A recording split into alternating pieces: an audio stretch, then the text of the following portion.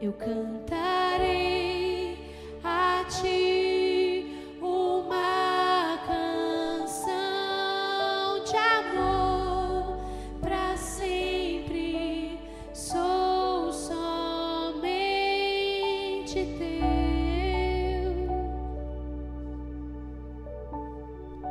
Vem reinar em mim. Vem reinar em mim. Aleluia. Aleluia. Aleluia.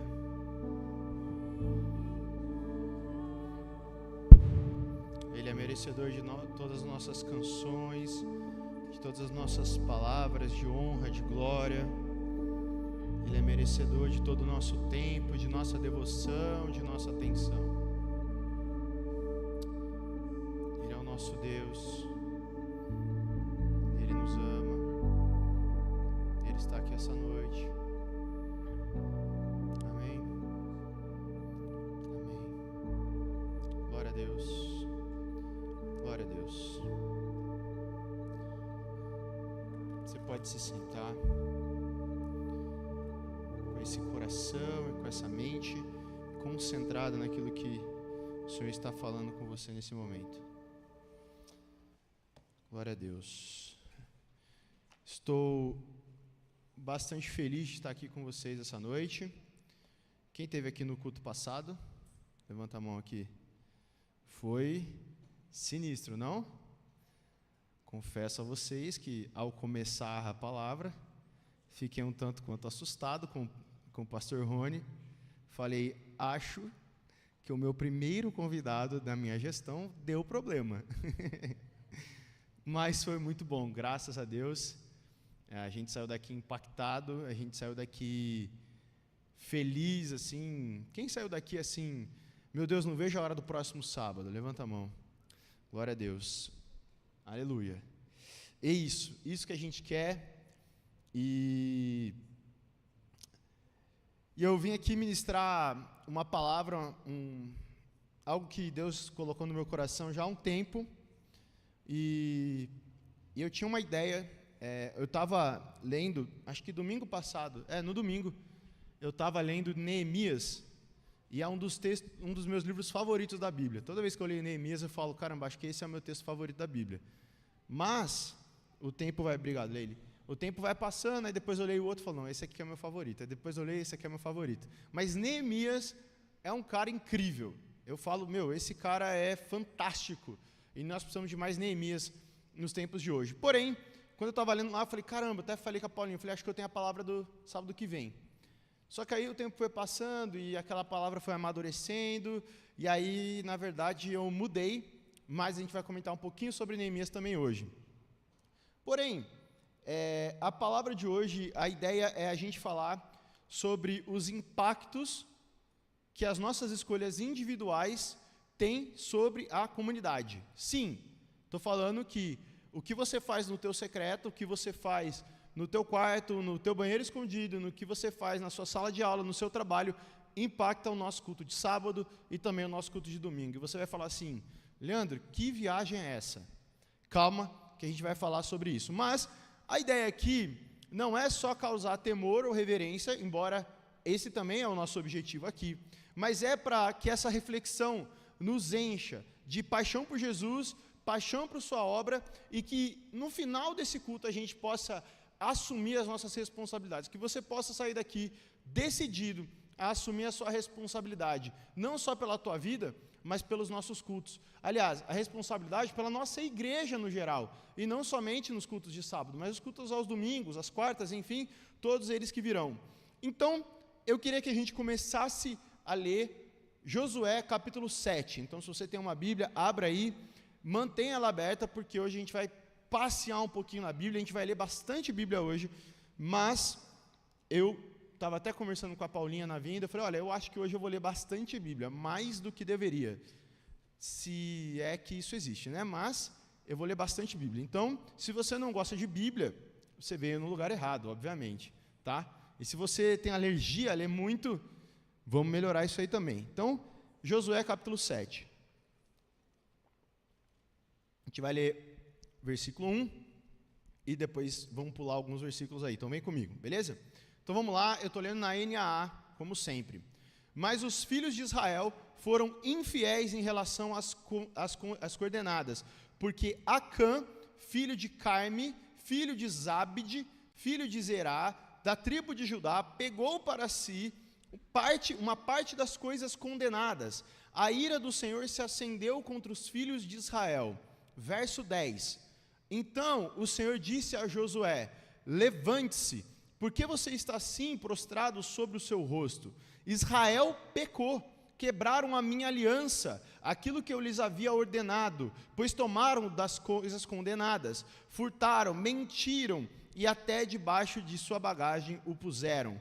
Por isso, os filhos de Israel não puderam resistir aos seus inimigos, viraram as costas diante deles, porque Israel está condenado à destruição. Não continuarei com vocês, se não eliminarem do meio de vocês a coisa roubada. Levante-se, santifique o povo e diga: santifiquem-se para amanhã, porque assim diz o Senhor, Deus de Israel: há coisas condenadas no meio de vocês, ó Israel.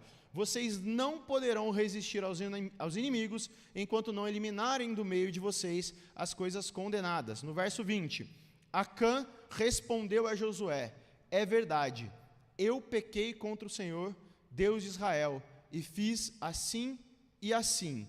Verso 25, Josué disse a Acã: por que você trouxe esta calamidade sobre nós? O Senhor hoje trará calamidade sobre você. E todo Israel o apedrejou, e depois de apedrejá-los, ainda os queimou, e levantaram sobre ele um montão de pedras, que permanece até o dia de hoje. Assim o Senhor apagou o furor da sua ira, por isso aquele lugar se chama o Vale de Acor, até os dias de hoje. Senhor Deus poderoso, nós amamos a Tua palavra, nos ilumine aqui nesse momento. Meus queridos, no capítulo 7 de Josué, essa história é assustadora. Quem já tinha ouvido falar sobre essa história de Acã? Levanta a mão. Quem nunca tinha ouvido falar de Acã? Nunca? Todo mundo ouviu falar. Tá bom, beleza. Vocês estão em pecado, hein? Deus não vai vir, vocês estão mentindo para mim. Mas vamos lá. Esse capítulo 7 acontece logo após aquela famosa batalha contra Jericó, né? Vocês sabem da batalha de Jericó, que Josué deu a volta ali no muro, tal, eles gritaram, e o muro caiu, eles invadiram a cidade temível de Jericó, uma cidade de guerra, uma cidade com esses muros que causava proteção e era praticamente impenetrável, quase impossível conquistar Jericó. Só que aí Deus, ele usou o hack do jogo, né? Deus, ele falou: relaxa, só dá as voltas aí, grita que o bicho vai pegar, porque eu prometi. Isso é maravilhoso, por quê? Porque quando Deus promete para nós, não interessa se faz sentido, se não faz sentido, porque, sejamos sinceros, não é uma boa estratégia de guerra ficar dando volta na cidade, não é mesmo? Imagina se o apóstolo viesse aqui domingão e falasse o seguinte: estava orando e recebi do Senhor a seguinte estratégia para nós conquistarmos o terreno aqui ao lado dos nossos inimigos. Ele não é nosso inimigo, né? Mas vamos fingir que estamos entrando nessa. O que a gente vai fazer? A gente vai, como igreja, toda igreja, a gente vai pegar aqui e vai ficar dando voltas, durante os próximos 7 dias, nós vamos dar voltas no bairro, todos nós, marchando, tocando nosso chofar. A gente vai voltar a tocar chofar, que é uma coisa que, me dá agonia de ver as coisas tocando chofar. Eu falo: meu Deus do céu, não vamos tocar chofar. E a gente toca chofar, e a gente vai dando volta no bairro, durante os 7 dias. No 7º dia, no próximo domingo, a gente vai dar 7 voltas no bairro. Quando a gente terminar, vai aparecer o documento assinado que o terreno é nosso. Quem aqui acharia a coisa mais maluca da história da humanidade? Eu provavelmente, eu ficaria falando assim: nossa, teu pai tá maluco, cara. E falando para Paula: se teu pai tá louco, não sei se eu vou, mas eu vou ter que ir, né? Porque eu vou ter que respeitar o homem. Então eu falo: cara, ele tá louco. Mas eu ia ter que vir, por quê? Porque se fosse de Deus mesmo, eu ia passar maior carão, né? Imagina, eu não vou, aí é de Deus, aparece o documento, eu ia ficar maluco. Mas era isso que tinha acontecido. Então eles tinham conquistado aquela cidade, Deus tinha dado uma estratégia que, por mais que não fazia sentido algum, mas Deus tinha um propósito naquilo. Os muros caem, eles conquistam, eles estão todos felizes, eles estão todos animados, e aí naquele momento eles falam assim, beleza, vamos avançar, vamos continuar avançando, porque Josué é o homem levantado por Deus para guerrear, para conquistar os territórios que já eram de Israel, só que o povo que estava lá habitando ainda não sabia, mas eles iam descobrir muito em breve. E aí eles falam assim, vamos então pegar a cidade de Ai, que é uma cidade ali próxima da região. Só que aí eles vão lá, olham e falam assim, gente, acabamos de conquistar Jericó, mais ou menos assim, acabamos de ganhar do Real Madrid, a gente vai jogar agora contra o Guarani, vamos levar só metade da galera, que não precisa nem levar todo mundo, a gente conquista. E aí eles falam, beleza, horário, fizeram tudo que tinha que fazer, foram lá.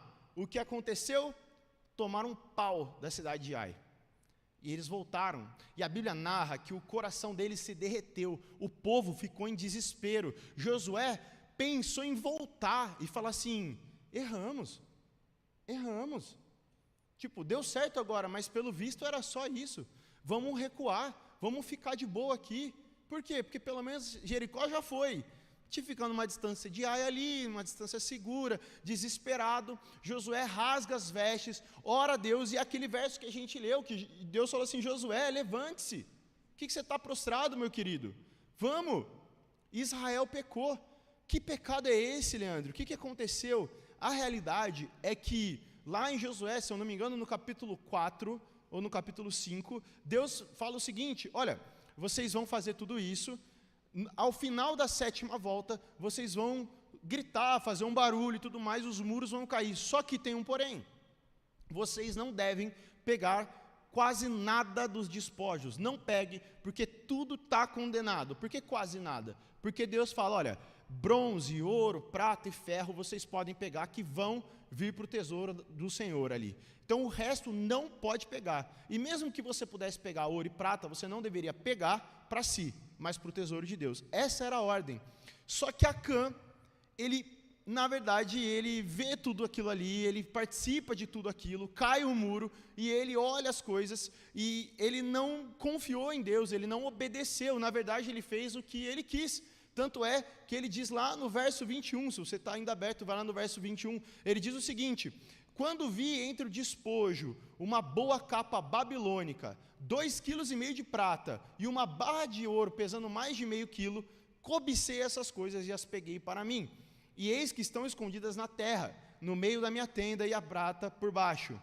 Josué então pega o povo, vão até a tenda, tem todo um arcabouço ali que acontece e tudo mais. Eu estava vendo nos comentários, ver se eles usaram algumas estratégias ali que Deus tinha dado a eles, ou eles só lançaram sorte, e naquela época, acho que ainda hoje Deus revela algumas coisas nesse sentido, mas naquela época era uma prática comum do povo de Israel, e aí aponta para cá. Então imagina, quase que eles pegaram, sabe aquela garrafa do Verdade e Desafio? Fala assim, vamos ver quem é. Aí rodou ali. Imagina a Acã naquele momento, né? A garrafa rodando, ele, ai meu Deus, ai meu Deus, ai meu Deus, ai meu Deus, ai meu Deus. E a garrafa, bum, foi pro lado, e aí a garrafa volta para ele, né? Não! E aí ele conta ali e tudo mais. E aí o que acontece é que o povo, Josué fala, você trouxe calamidade para nós. Você é a causa da nossa derrota. O seu pecado caiu sobre Israel. E Deus deixa bem claro, olha, por causa desse pecado eu não posso habitar no meio de vocês. Eu vou ter que sair, eu não posso ficar aqui. Por quê? Porque Deus não vem onde há pecado. Deus não vem onde não há pecado, claro, sem arrependimento, sem um coração quebrantado. Mas Deus não habita em lugar que há impureza, porque Deus é santo. Amém? E nesse momento, então, Deus fala, olha, tem alguém aí, eles descobrem que Acã revela tudo, confessa no final, só que Josué fala, olha, como você trouxe calamidade, Deus trouxe calamidade para você e para a tua família hoje. Então, o povo de Israel, naquele momento, pega toda a família, todos os bens, tudo aquilo que é de Acã, tudo, absolutamente tudo, junta tudo, apedrejam todos e ateiam fogo neles. Vocês imaginam isso? É muito pesado, não é? É muito pesado. Um homem cometeu um pecado. O povo pegou, apedrejou e queimou tudo que é dele. Imagina se a gente tivesse essa prática, não sobrava ninguém aqui. Não ia dar? Todo mundo, imagina. Quem pecou essa semana? Dudu, levanta a mão. Então vem, Dudu. Galera, trouxeram as pedras? Trouxeram. Pedreja o menino, queima o menino, acaba com o menino. Imagina, pelo amor de Deus, não dá para fazer isso. Graças a Deus vivemos agora num outro tempo, não é mesmo? Temos um pouquinho mais de paciência com as pessoas, não é? Então, nesse momento, só que, eu acho isso, essa cena, eu acho isso, e não só isso, tá? Eu lembro uma das vezes que eu tive um momento assim de muito temor de Deus, lendo a Bíblia, foi quando eu estava lendo o trecho que a Bíblia vai falando dos sacrifícios que tem que ser feito pelos pecados, e aí ele vai narrando, e é muito, a descrição daquele texto é muito visceral, e ele fala, olha, você vai pegar uma pomba, vai cortar ela assim, vai pegar um cabrito e cortar e derramar o sangue, você vai lendo aquilo e imaginando, é muito feia aquela cena. Não sei se já fizeram isso, porque às vezes você lê de qualquer jeito, né? Vamos ler, tá bom, cabrito, beleza. Hoje eu nem sei o que é um cabrito, entendeu? Se for um cabrito e uma vaca do meu lado, não sei a diferença. Mas você vai lendo de qualquer jeito. Mas, se você pegar para ler essa parte e ficar realmente imaginando toda a cena, é um negócio muito pesado. E aí, claro que eu fui pegar as imagens que eu tenho, por exemplo, da série Vikings, que eu já assisti e tal, e é muito boa. E aí eles fazem, né? É uma cena da religião lá deles, e eles vão fazendo vários sacrifícios. E eu vou lembrando daquelas cenas, e eu vou lembrando quão pesado é aquilo. Gera uma sensação muito ruim de ver um animal sendo sacrificado. Eu não sei se você já viu alguma coisa nesse sentido, alguma série, alguma cena de filme, mas realmente gera. E pensar nisso, gente, um homem pecou, e ele foi apedrejado até a morte. E depois atiraram fogo no cara, é muito visceral. Muito selvagem, mas eu acho que a gente precisa resgatar esse temor, a gente precisa resgatar esse significado que o pecado causa. A gente tem lidado muitas vezes com uma vida errada, como se fosse vírgula, como se fosse tudo bem, porque Jesus já morreu por nós mesmos. E se a gente, vocês sabem que eu não sou alguém que fica pregando sobre pecado e tudo mais, pelo contrário, mas eu também não posso deixar de falar aquilo que é. E o nosso pecado, aquele que você comete, ele crucificou o nosso melhor amigo. Ele crucificou o nosso Jesus. Sabe o Jesus que a gente estava cantando até agora, que é meu melhor amigo, que tudo mais, né? Sabe esse Jesus que a gente cantou? Esse cara foi crucificado, apanhou, foi perfurado, sofreu a pior morte possível, por causa do meu e do seu pecado. E isso deve gerar em nós alguma coisa. Isso precisa gerar em nós temor. A gente não pode viver como se nada. Vocês estão comigo? Aqui, esse lugar, esse culto, nós queremos e nós almejamos que seja um local de encontro de cristãos sólidos, de cristãos comprometidos, que se encontram para compartilhar o que já receberam no secreto. Só que, às vezes, você não recebeu nada no secreto, porque no teu secreto você só faz besteira. Você nem sequer lembra de Jesus. Semana passada, quem estava aqui, o Rony, né? Gás, o Rony, Gás. Daquele jeito maluco dele, ele falou, ei, se você é um maluco, e nós todos aqui somos, não é? Pela descrição dele, que a gente seja inteiro. Que a gente seja integralmente.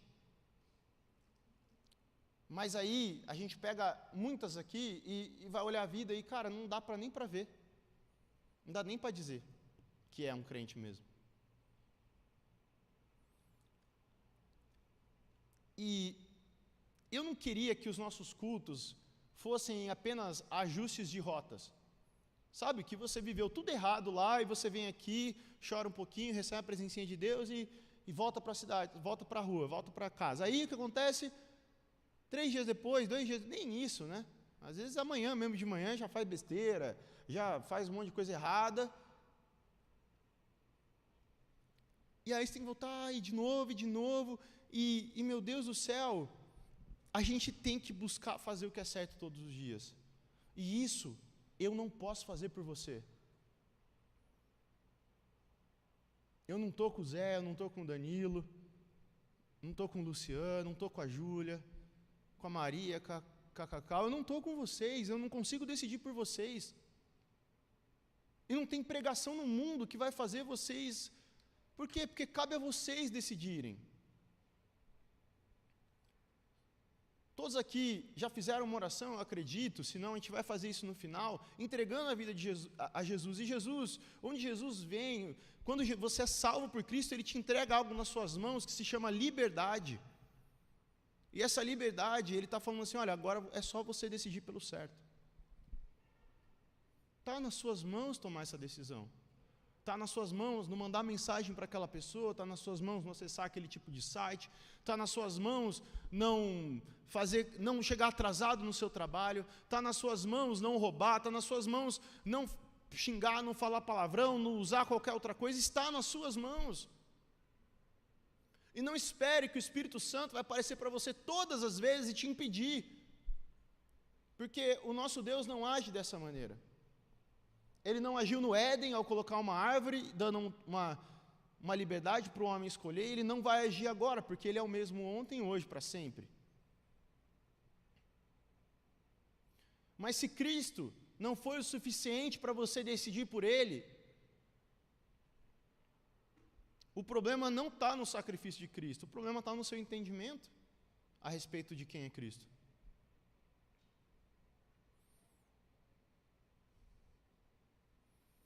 Eu não quero que nós aqui, e entendo o que eu vou falar, os teólogos me dão uma licença aqui, eu não quero que os nossos cultos, os nossos eventos, sejam eventos que nós dependamos exclusivamente da misericórdia de Deus. Eu sei, gente, eu sei disso, tá? Eu sei que nós dependemos exclusivamente da misericórdia de Deus, ok? Eu sei disso. Eu sei que as nossas esperanças se renovam a cada manhã, porque as misericórdias também se renovam a cada manhã. Eu sei que tudo que eu faço de bom, se é que eu faço alguma coisa, é porque Deus permite. Porque é dele, tanto querer quanto realizar. Ele começou a boa obra, ele me amou primeiro, e eu sei que a misericórdia dele é a causa de nós não sermos consumidos. Eu sei, mas o que eu estou dizendo é, até quando, meu querido, você vai ficar derramando gotinhas no cálice da ira de Deus? Até quando você vai entristecer o Senhor? Até quando você vai vir aqui aos sábados se sentir distante? Porque na sua semana você não opta por Jesus. E não só de fazer coisa errada, mas de deixar de fazer o que é certo. Tem um livro que é fantástico e todos aqui deveriam ler, chama Tentação e Mortificação do Pecado, do John Owen, que é um puritano. E esse livro é fantástico, quem sabe a gente possa fazer uma série de estudos sobre esse livro. E eu lembro que eu estava lendo, ele divide o livro em duas partes. Um ele vai falar sobre tentação, né? E o segundo sobre mortificação de pecado. Por isso o livro chama Tentação e Mortificação de Pecado. E na mortificação do pecado tem uma parte que ele está narrando e ele está falando sobre a luta sobre o pecado, e ele vai dizer o seguinte, olha, não tem como você vencer um pecado. Não escolha um pecado e se indigne com ele e comece a lutar contra ele. É impossível você vencer um pecado. Ou você luta contra todo o pecado, ou você não vai vencer.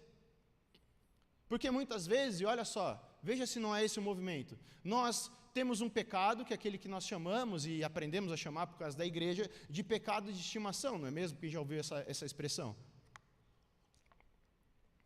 Então você comete aquele mesmo pecado, e você cai naquele mesmo pecado, e aí você pede misericórdia de Deus, você pede perdão, aí você tem uma experiência, aí você vai lá, escreve o seu pecado num papelzinho, cola na cruz, queima, faz toda aquela dinâmica linda, você chora, e você ouve as palavras de Deus, e não sei o quê, só que aí dá algumas semanas e você cai nele de novo, e você escolhe aquele pecado para lutar com todas as suas forças.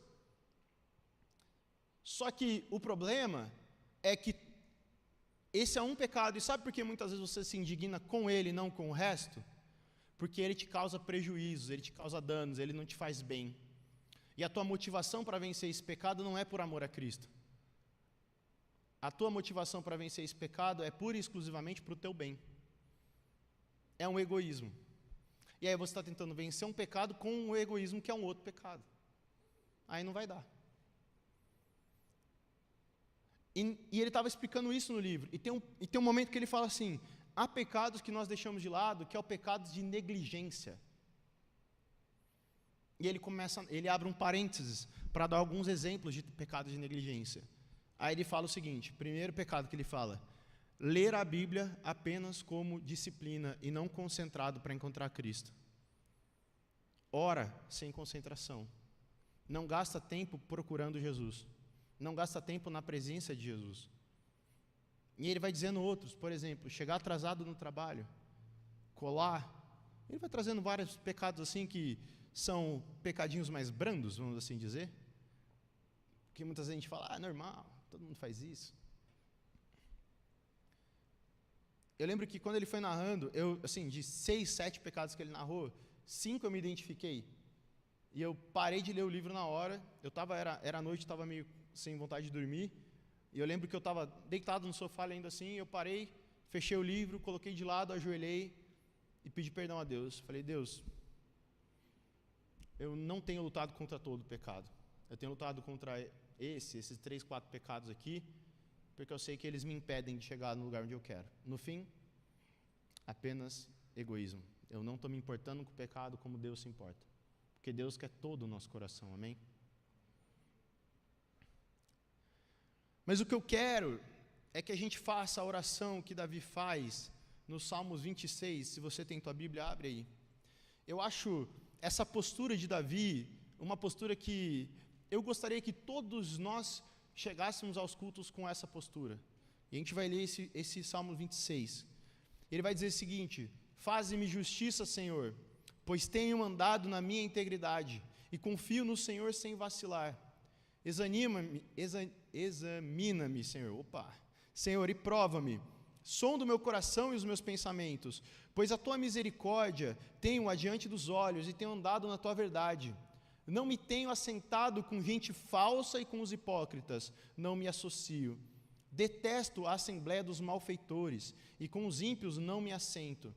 Lavo as minhas mãos na inocência e assim andarei, Senhor, ao redor do teu altar, para entoar com voz alta os louvores e proclamar todas as suas maravilhas. Eu amo, Senhor, a habitação de tua casa e o lugar onde tua glória reside. Não colhas a minha alma como a dos pecadores, nem a minha vida como a dos sanguinários, em cujas mãos há crimes, em cuja mão direita está cheia de subornos. Quanto a mim, porém, ando na minha integridade. Livra-me e tem compaixão de mim. O meu pé está firme em terreno plano. Nas congregações bendirei o Senhor. É esse tipo de gente que a gente quer ter aqui, que a gente quer ser. Você tem hoje a moral de fazer essa oração? Senhor, eu tenho vivido de maneira íntegra. Eu tenho caminhado em retidão nos teus caminhos. Você tem essa moral hoje? Senhor, eu não tenho me associado a pessoas ruins. Eu tenho cumprido a tua vontade. Olha para mim. Pode sondar o meu coração. E não só esse salmo que Davi declara isso. Tem outros salmos que Davi vai declarando essa postura de, Senhor, pode me sondar. Pode me testar. Pode puxar minha capivara, pode olhar, puxa meu extrato, está tudo certo. Eu tenho feito o que é bom. E eu vejo hoje, nós, de maneira extremamente acuada diante de Deus, e quase como um cachorro sem dono, sabe? O cachorro que caiu no caminhão de mudança, fica, estou cheio de pecado, pelo amor de Deus, cadê os Davis, cara? Não vocês, claro. Mas cadê os Davis dessa geração? Tem um monte aqui na igreja, né? Mas não estou falando de vocês. Embora, espero que esteja falando de vocês. Mas cadê esses caras? Cadê essas mulheres? Mas vocês vêm para o culto, a gente vem para o culto, sujo, imundo, com coisa condenada no nosso celular, com coisa condenada na nossa casa, com coisa condenada na tua mochila, no teu trabalho, na tua conta do banco, coisa condenada.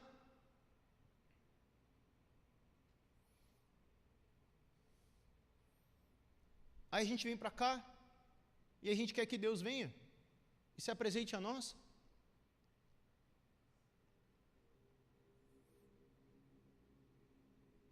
Deus quer, mas Ele olha e fala: Josué, eu não posso fazer nada, cara.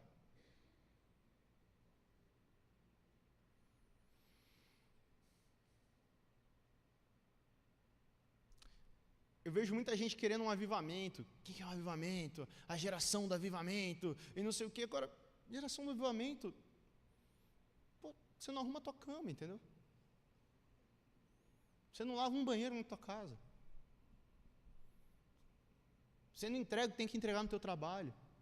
Você está de DP na faculdade.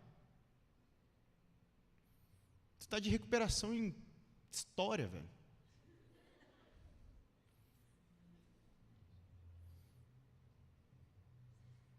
Você tem 5 anos de convertido e nunca leu a Bíblia inteira. Inadmissível, cara. Inadmissível. Que avivamento é esse que vocês querem? Que avivamento é esse que a igreja brasileira quer?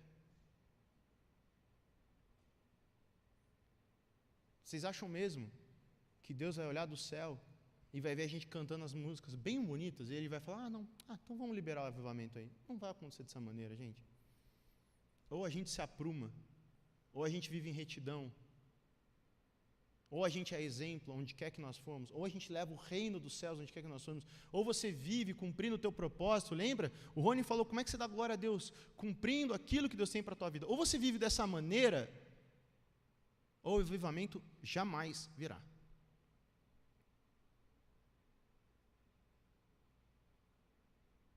Não dependa exclusivamente da misericórdia de Deus.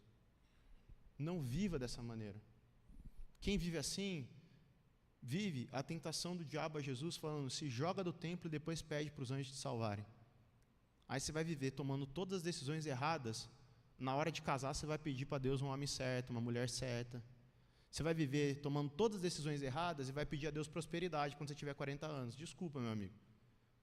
Você nunca leu um livro. Você não levou a sério a tua faculdade. Você não estudou quando tinha que estudar. Você não sabe escrever 6 linhas com coerência, com coesão, com português correto. Você quer prosperidade?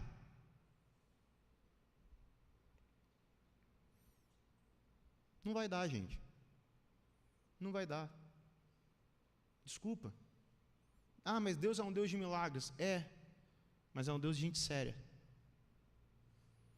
Isso não é milagre que você está pedindo. Isso é roubar no jogo. Se você não planta sementes, você não vai colher. E a melhor coisa que pode acontecer para você que não tem plantado as sementes é não colher.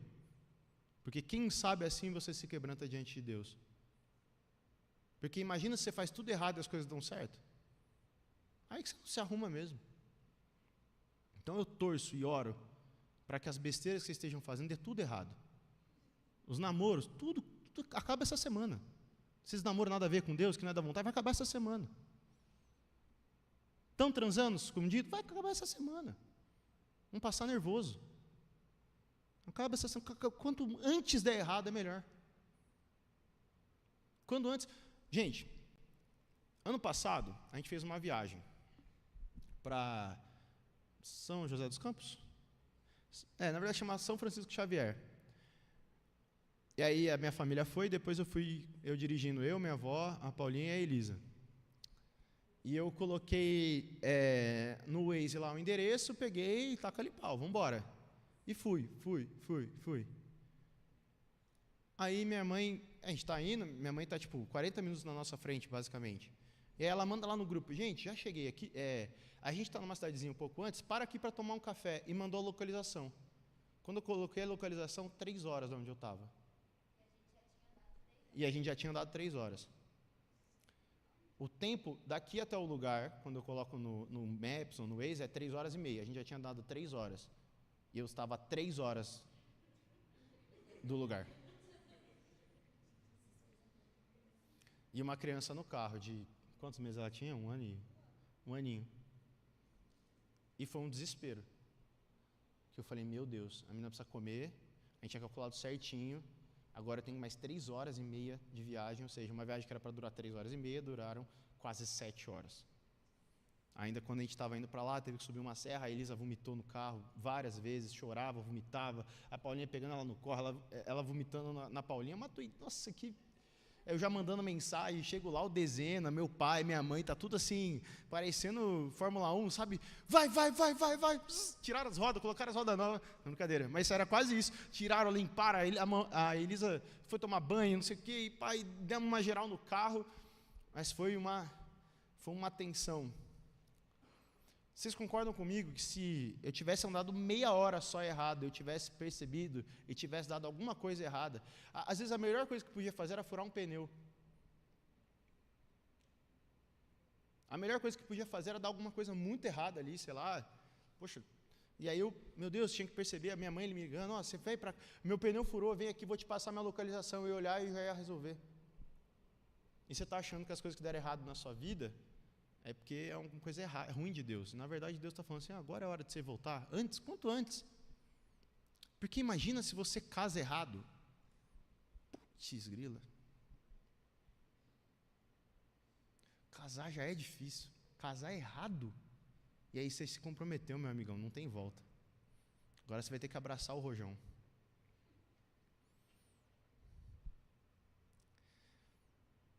Mas a gente precisa andar em retidão. Quando eu estava escrevendo isso, das partes de Reis que mais me chama a atenção, e Reis é um livro bastante confuso, né, porque vai falando vários nomes, e eu tenho muita dificuldade de pegar os detalhes, então eu só vou lendo, entendendo o contexto. Só que o rei Josias é um rei que me chama muita atenção. Josias estava uma bagunça, uma zona, tudo errado. E ele fala, vamos dar uma ordem aí. Pegou uns faxineiros lá, a galera fala, arruma aí, dá uma geral. Igual a gente fez lá no almoxarifado, lá na sala sala do Batman, né, que chamava, que estava um caos aquilo, um caos. Cheguei lá para colocar as coisas do acampamento, não conseguia nem entrar. Aí eu mandei mensagem para a Bia, então, dá um geral nisso aqui, a gente arrumou. Então, imagina a gente foi fazer aquela arrumação, a gente achou um monte de coisa, muito incrível, inclusive, né? E aí eles acharam um livro da lei, que estava perdido há anos e anos e anos. E aí chega para o rei, achamos o livro da lei. E aí leram para o rei. Quando leram, o rei rasgou as vestes. Falou, meu Deus, a gente está tudo errado, cara. E chamou o povo chorou, e se arrependeram, e aquela doideira toda. Mas infelizmente, já estavam longe.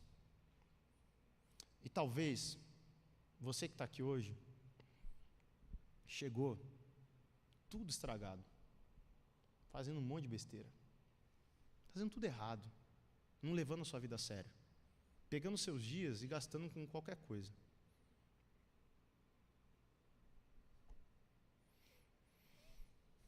Mas hoje é dia da gente tirar e matar esse espírito de Acã no nosso meio, amém?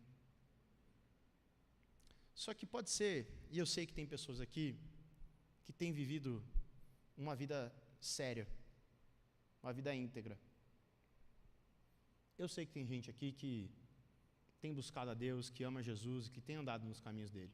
Eu sei que não são todos, mas tem pessoas. Estava conversando com o Luciano, tem falado, cara, tem vivido umas coisas muito legais no secreto com Deus.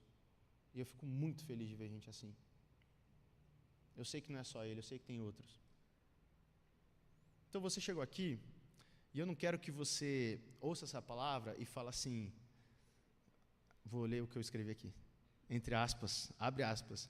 Eu não quero que vocês saiam daqui com um sentimento de pecadores malditos, saiam daqui, quero ter uma experiência incrível e você tem me atrapalhado.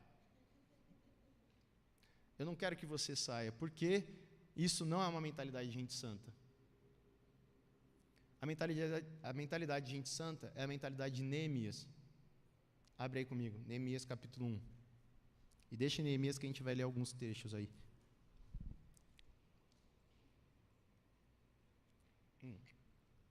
Se puder me trazer uma outra água, por favor, que essa aqui acabou. Minha garganta tá... Esqueci minha garrafa hoje. Neemias capítulo 1, verso 2. Veio Anani, um dos meus irmãos, com alguns homens de Judá, Então lhes perguntei a respeito dos judeus que escaparam e que sobreviveram ao exílio e a respeito de Jerusalém. E eles me responderam: os restantes, os que sobreviveram ao exílio e se encontram lá na província, estão em grande miséria e humilhação. As muralhas de Jerusalém continuam em ruínas e os seus portões foram destruídos pelo fogo. Quando ouvi essas palavras, eu me sentei, chorei e lamentei por alguns dias. Fiquei jejuando e orando diante do Deus dos céus. E eu disse: ah, Senhor, Deus dos céus, Deus grande e temível, que guardas a aliança e a misericórdia para com aqueles que te amam e guardam os teus mandamentos. Estejam atentos os teus ouvidos e os teus olhos abertos, para que atendas à oração do teu servo, que hoje faz diante de ti, dia e noite, pelos filhos de Israel, teus servos. Faço confissão dos pecados dos filhos de Israel, os quais temos cometido contra ti.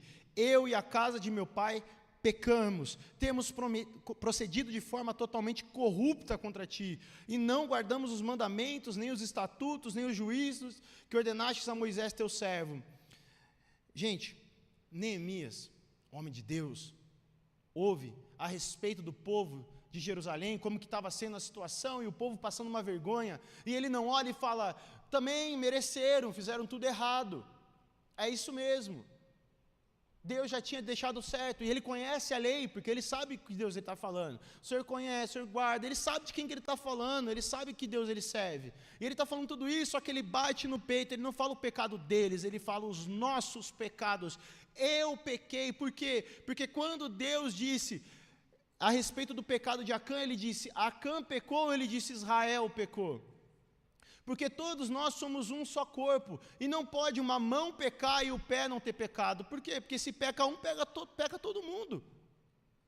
O teu pecado recai sobre a nossa igreja, recai sobre a igreja de Campinas. Por que você não leva a sério os estatutos de Deus? A nossa igreja ainda engatinha em muitas coisas. Porque nessa igreja nós temos tantos homens que não assumem as suas responsabilidades. É que nós temos aqui congresso de mulher, que a mulher se encontra, faz um monte de jejum e tudo mais, isso é maravilhoso, mas quando é para fazer de homem, não tem um que faz. Porque os nossos homens são frouxos, essa é a grande verdade. Os nossos homens, a maioria deles não lê a Bíblia direito, não queima por Jesus, e quer que o filho adolescente seja crente. Eu estou falando com os homens aqui porque nós somos a cabeça dessa parada, entendeu? Nós somos sacerdotes disso aqui. Deus estabeleceu dessa forma, não fui eu que fiz as regras. Porque se fossem as mulheres dessa igreja, essa igreja já tinha conquistado o planeta Terra, cara. Mas infelizmente está nas nossas mãos.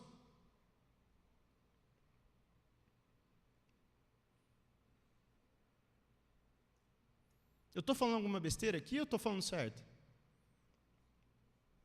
Faz a experiência. Observa como os homens louvam. Olha o olhar distante deles durante o culto. Observa que as coisas que são feitas aqui na igreja, tem que falar com a mulher para a mulher falar com o cara, porque se falar com o cara ele nem responde. Estou falando alguma mentira?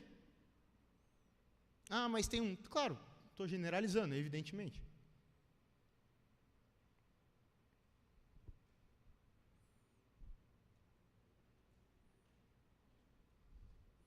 Só que Neemias olha esses pecados, bate no peito e fala: não são eles, somos nós. Nós pecamos, nós pecamos.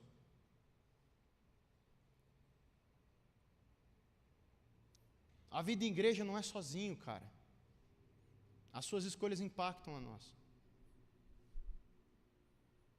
É por isso que nós temos que nos amar, é por isso que nós temos que nos admoestar, nos suportar. Por quê? Porque eu não quero ver o Dezena fazendo besteira. Eu não quero ver o Caio fazendo besteira, o Gui, eu não quero. Não porque eu quero que ele seja... Não, é porque vocês são parte do mesmo corpo, cara. E eu preciso que vocês fiquem firmes, eu preciso ver vocês irradiando a glória de Deus.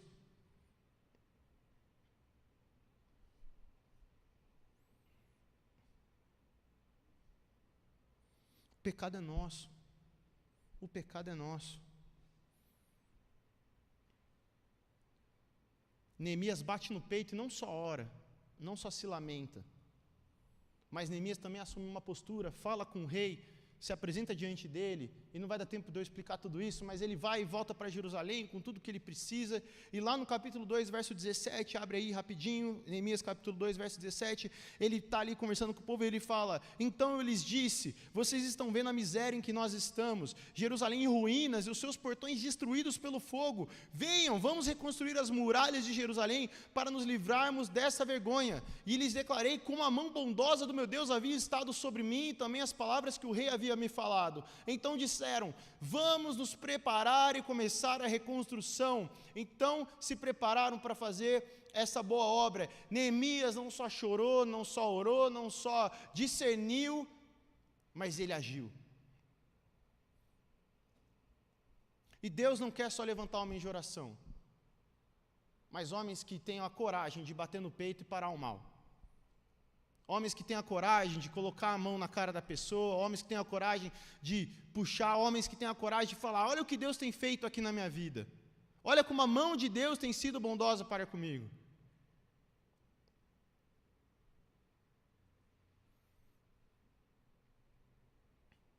Só que não se engane, porque ao nos levantarmos, e eu acredito que temos nos levantado, mas a gente decidir isso, no próximo verso já deixa o quê? Mesmo que as nossas intenções sejam as melhores, ainda assim sofreremos resistência. No mesmíssimo capítulo, no próximo verso, verso 19, no capítulo 2, verso 19. Porém, quando Sambalate e Tobias e um árabe chamado Gesem souberam disso, zombaram de nós e nos desprezaram, dizendo, o que é isso que vocês estão fazendo? Querem se rebelar contra o rei? Neemias estava se rebelando contra o rei? Não. Mas eles querem o quê? Distorcer. Olha lá no capítulo 4, verso 2. Na presença de seus irmãos e do exército de Samaria, ele disse, e está falando de Tobias, o que é que esses judeus fracos estão fazendo? Vocês vão permitir que eles continuem? Será que vão oferecer sacrifícios?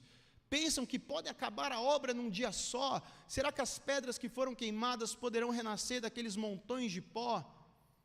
Tobias, o amonita, falava, mesmo que reconstruam, se vier uma raposa, derrubará aquela muralha de pedras. Esses dois estavam ali vendo as coisas acontecer e questionando as intenções e zombando e colocando impedimentos e não agindo, pelo contrário, destruindo. Não se enganem, nós sofreremos resistência. E não vai ser de inimigos lá de fora, não, é da nossa família muitas vezes. É do seu grupo da igreja, aqui dentro dessa igreja.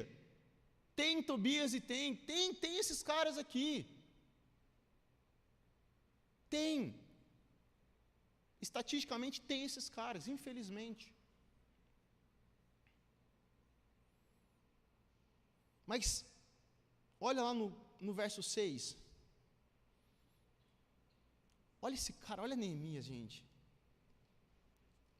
Olha esse cara, velho. Pô, isso aqui é absurdo. Olha isso. Assim, reconstruímos a muralha, e toda a muralha foi acabada até a metade de sua altura, porque o povo tinha ânimo para trabalhar. Mas quando Sambalate, Tobias, os árabes, os amonitas, os asdotitas ouviram que a reparação das muralhas de Jerusalém ia adiante, e que já se começavam a fechar-lhe as brechas, ficaram muito irados, e nós despertaremos fúria das pessoas ao nosso redor. Todos se ajuntaram de comum acordo para virem atacar Jerusalém e criar confusão. Porém, nós oramos ao nosso Deus e como proteção pusemos guardas contra eles de dia e de noite. Então os que estavam em Judá disseram, os carregadores já não têm mais forças e os escombros são muitos, nós mesmos não seremos capazes de reconstruir a muralha. Os nossos inimigos diziam entre si, eles não ficarão sabendo nem verão nada até que entremos no meio dele e os matemos. Assim, vamos fazer com que a obra pare. Os judeus que habitavam nas vizinhanças deles nos disseram 10 vezes, de todos os lugares onde moram, eles nos atacarão. Pessoas vão tentar fazer o que é mal e pessoas vão desanimar e temer. Na melhor das intenções. Mas eles vão falar, os caras estão vindo aí, não vai dar não. Vai vir de todo lado. Verso 13, então pus o povo, por famílias, nos lugares baixos e abertos, por detrás das muralhas, com as suas espadas, as suas lanças e os seus arcos. Depois de fazer uma inspeção, levantei-me e disse aos nobres, aos magistrados e ao resto do povo: não tenham medo deles, lembrem-se do Senhor, grande e temível, e lutem pelos seus irmãos, seus filhos, suas filhas, pelas mulheres e pela casa de vocês. Quando os nossos inimigos ouviram que nós já sabíamos disso e que Deus tinha frustrado o plano deles, voltamos todos nós para a muralha, cada um a sua obra. Aí essa parte, olha esses caras, gente. Daquele dia em diante, metade dos meus homens trabalhavam na obra e a outra metade empunhava lanças, escudos, arcos e couraças. E os chefes estavam por trás de toda a casa de Judá, que construía a muralha. Os carregadores que por si mesmos tomavam as cargas, cada um com uma das mãos fazia a obra e a outra segurava uma arma. Olha isso. Eu disse aos nobres, aos magistrados e ao resto do povo: grande e extensa é a obra e nós estamos espalhados na muralha, longe uns dos outros. No lugar em que ouvirem o som da trombeta, ali reúnam-se em volta de nós, o nosso Deus lutará por nós. Assim trabalhávamos na obra, e metade empunhava as lanças desde o raiar do dia até o anoitecer. E também nesse mesmo tempo eu disse ao povo: cada um de vocês fique em Jerusalém com o seu servo, para que de noite nos sirvam de guarda e de dia trabalhem. Nem eu, nem os meus irmãos, nem os meus servos, nem os homens da guarda que me seguiam, tirávamos as nossas roupas, nem mesmo para dormir. Cada um se deitava com as armas à sua direita. Gente,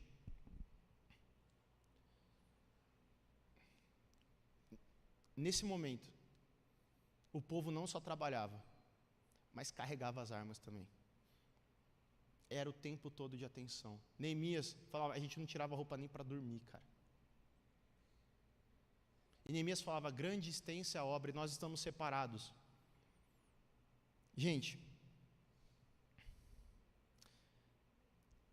cada um aqui tem trabalhado nos seus trabalhos, tem frequentado as suas faculdades, frequenta as casas que vocês frequentam, tem feito tudo o que tem feito, e a gente vive espalhado durante a semana. Mas os cultos dessa igreja são o momento que a trombeta toca e nós nos reunimos. E quando nós nos reunimos, o Senhor luta por nós. Quando nós estamos aqui louvando, adorando, eu podia estar escrevendo conteúdo, gravando e trabalhando agora. Eu tenho muita coisa para fazer. Só que Deus tem lutado por mim. Você podia estar fazendo um monte de coisa também para a sua faculdade, para o seu trabalho, mas Deus tem lutado por você. Você podia estar agora caçando seu marido ou a sua esposa, mas Deus está lutando por você. Porque os nossos cultos é essa reunião dos trabalhadores e dos guerreiros. Porque a partir de agora, você não vai só para o teu trabalho levando a tua ferramenta de trabalho, mas você vai também empunhando uma arma, entendendo que a gente está fazendo uma obra grande. E você não pode descansar nem por um segundo. Não é a hora da gente descansar. É hora da gente continuar trabalhando. É hora da gente continuar construindo muro. É hora da gente continuar fechando brecha. Quando a trombeta tocar, a gente vem aqui sábado às 19 horas, a gente vem aqui primeiro dia do mês, a gente vem aqui quarta-feira, a gente vem aqui no domingo, a gente vem aqui. Mas depois cada um vai para a tua parte do muro e continua construindo. Porque é lá onde você vai levar o governo e o reino de Deus, amém? E por fim, o último trecho que eu quero ler é Hebreus capítulo 12. Abre lá, a gente vai ler só 3 versículos, porque eu acho que é necessário a gente finalizar com isso.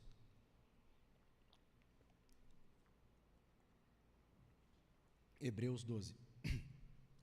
Verso 1.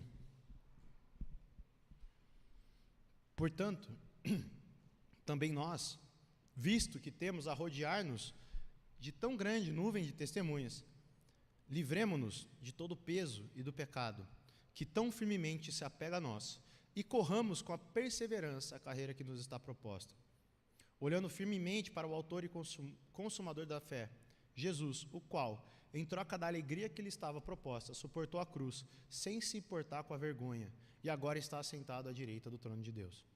Portanto, pensem naquele que suportou tamanha oposição dos pecadores contra si mesmo, para que vocês não se cansem nem desanimem. Se você está aqui essa noite, é porque Deus tem uma carreira proposta para você, para nós. E hoje é dia da gente se livrar do pecado e de se livrar de todo o peso, para a gente fixar nossos olhos em Jesus, para que a gente não canse e nem desanime.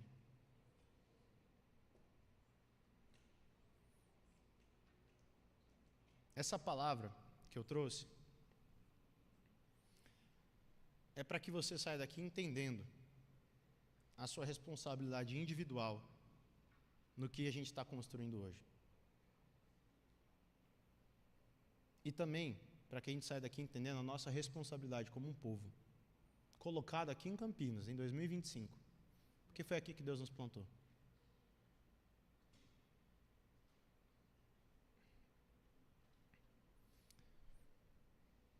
Se você tem um mínimo de sensibilidade, você tem percebido que Deus tem feito algumas coisas diferentes no nosso meio.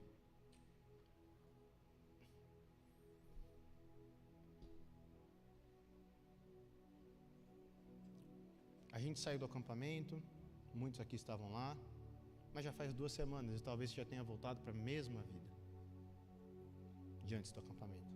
Talvez o teu gás de adorar, de cantar, acabou. Talvez você já desanimou. Mas você precisa decidir.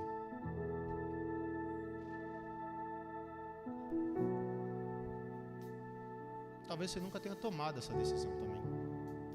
Você chegou aqui perdido, porque alguém te convidou, porque, sei lá, você está aí.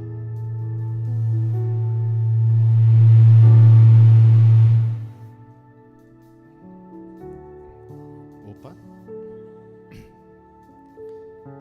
Só para dar um drama aqui.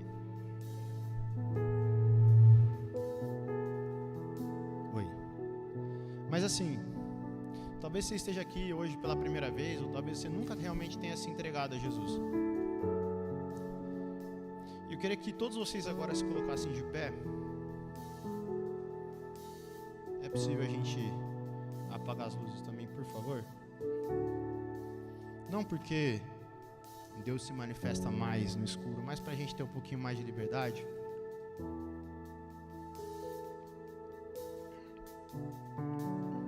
Eu acho que hoje tem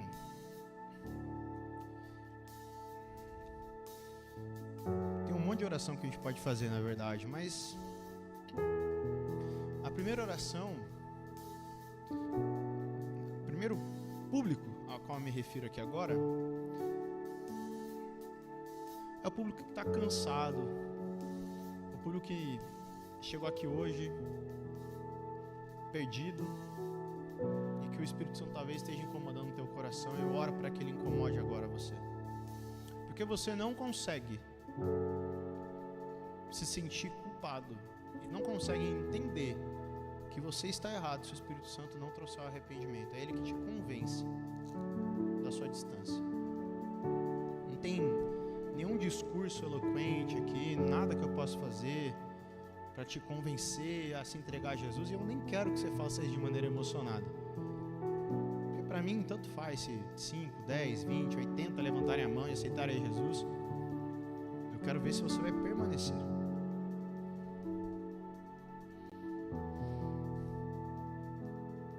Esse é o primeiro público. Hoje é dia de você se despertar, para entender que você já é filho, você só não sabia ainda. O segundo público é para aqueles que já fizeram essa oração.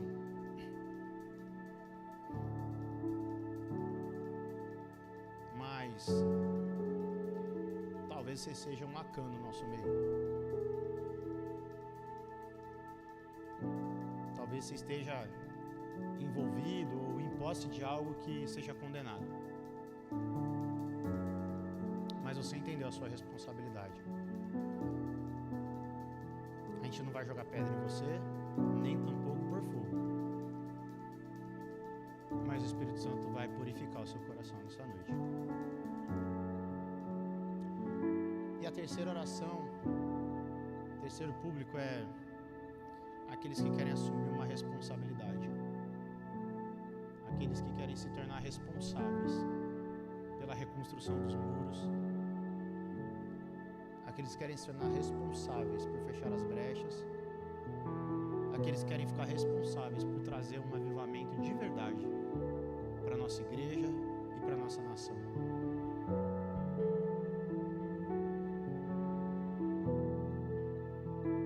Eu acredito fielmente que se nós nos comprometermos a fazer o que a gente nunca fez, a levar a sério como a gente nunca levou, a glória de Deus vai vir se manifestar nos cultos de sábado de maneira absurda. E isso vai reverberar nos cultos de domingo. E ossos secos retornarão à vida. Talvez o que a nossa igreja precise hoje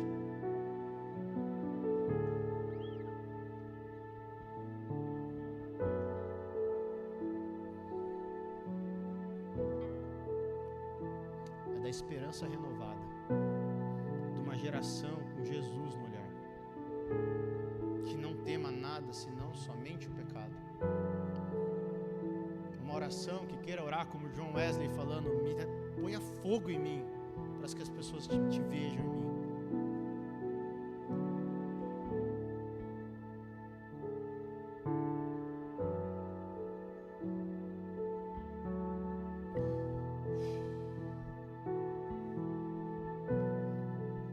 Mas não dá para fazer isso se você está dividido.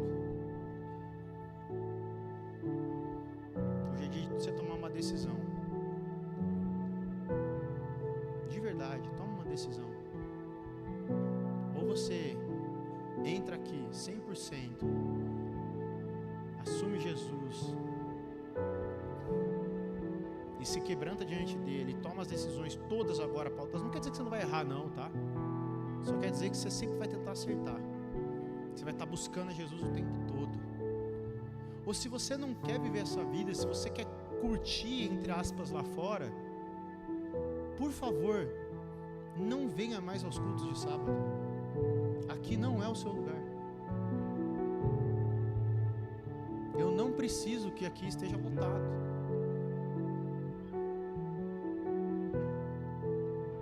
Quando fizemos uma vigília, e vamos fazer mais, tinha meia dúzia de gato pingado lá, tinha umas 20 pessoas, de 80, 100 pessoas que estavam aqui. Mas quem estava lá? Fala pra mim se você não viveria aquilo todo sábado. Você precisa de 1000 pessoas aqui, lotado? Eu nem sei se eu quero. Mas eu quero vir aqui quando a trombeta tocar. Eu quero encontrar meus irmãos que estão com a ferramenta de trabalho numa mão e as armas na outra. Meus irmãos que dormem com a roupa de sacerdote, com a roupa de guerreiro, que levam a sério. Eu quero ver os meninos aqui sérios com Deus. Eu não quero olhar no teu olho e você desviar o teu olhar de mim porque você se sente culpado.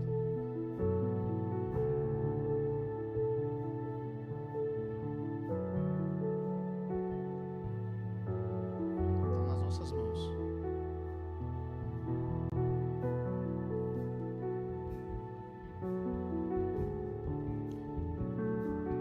A gente vai cantar uma canção agora. E se você se sente confortável, se você se sente impelido, se algo nessa mensagem te tocou, independente de qual público você é, aqui na frente é o teu lugar nesse momento. E a gente vai cantar, porque a trombeta está soando aqui agora. Enquanto a gente vai cantar essa canção, as decisões serão tomadas. E a presença de Deus vai encher esse lugar.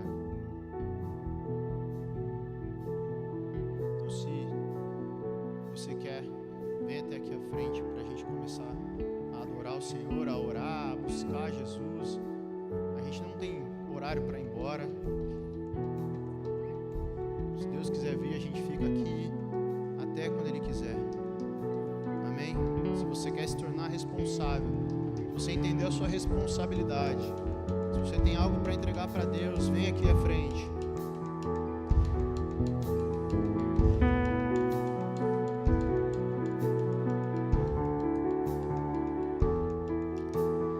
Fogo em teus olhos